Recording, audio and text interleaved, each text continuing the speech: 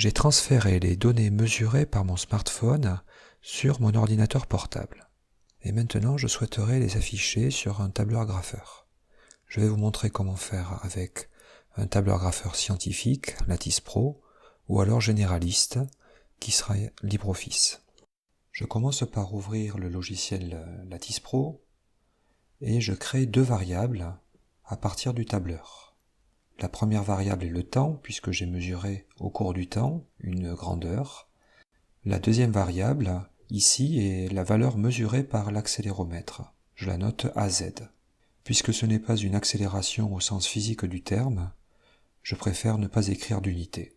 Cela ne changera rien au résultat que je vais trouver, qui consiste à mesurer la durée de chute du smartphone.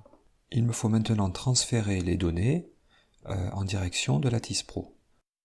Pour cela, j'ouvre les données avec mon tableur, ici LibreOffice, et je copie puis je colle dans Lattice Pro les données. Je le fais colonne par colonne. Petite astuce, si vous voulez sélectionner rapidement la colonne et uniquement les données qu'elle contient, vous appuyez sur la touche du bas en laissant enfoncer la touche CTRL et la touche SHIFT.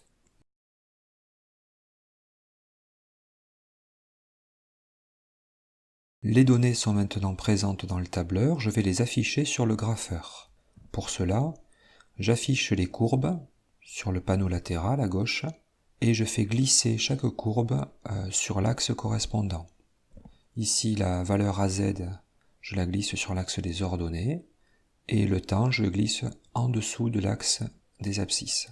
La courbe s'affiche et ensuite je peux l'analyser. Pour cela, je peux zoomer et ensuite utiliser le réticule pour mesurer la durée entre le début de la chute et la fin de la chute.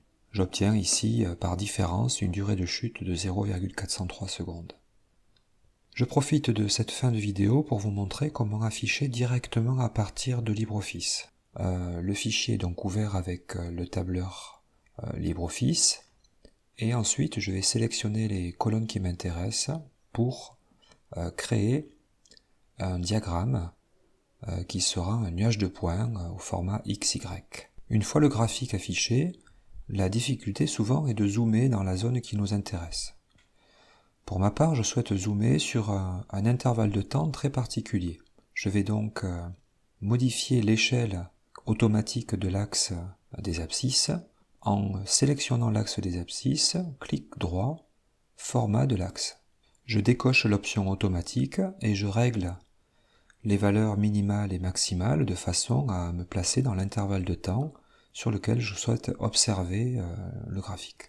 Je peux ensuite naviguer avec le curseur sur la courbe et lire les valeurs de chaque point de mesure. Je retrouve ainsi une valeur proche de 0,4 secondes, comme avec la première méthode avec Lattice Pro. Voilà, j'ai fini. Eh bien, à vous de jouer maintenant.